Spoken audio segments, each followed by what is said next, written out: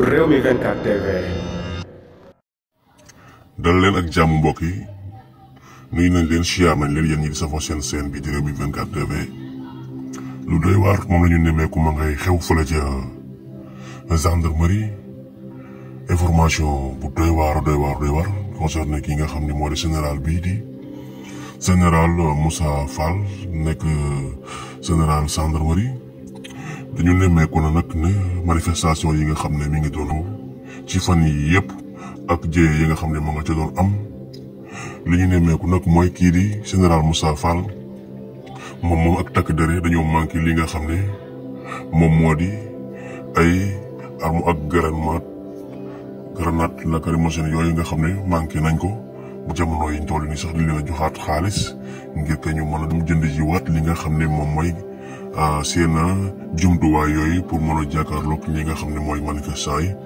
waaye ñu ne la ci doy waar daal mooy xaalis boobu nga xam ne jox nañ leen ko pour que ñu renforcer li nga xam ne moom mooy sécurité bi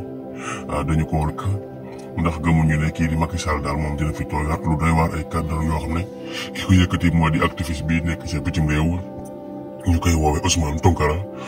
Tounkara nag moom moo xamle boobu live ba mu doon def ne lii di gendarmerie commencé nañu am problème ndax seen xaalis boobu nga xam ne jox nañ leen ko ngir ko ñu mën a renforcer li nga xam ne moom mooy seen i jumtuwaay xaalis boobu dañu ko lekk daal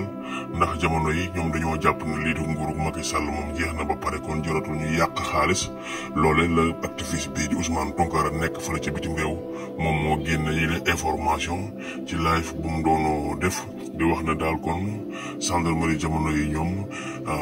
nekkatuñ ci sécurité ndax seen armes yi daal fi mu toll nii dafa jeex tàkk ci manifestation yi xam ne def nañ ko ci 2 jours yi ci projet Mame Mbaye Niang ak Ousmane Sonko boobee jaa ngeen jëf mbokk yi.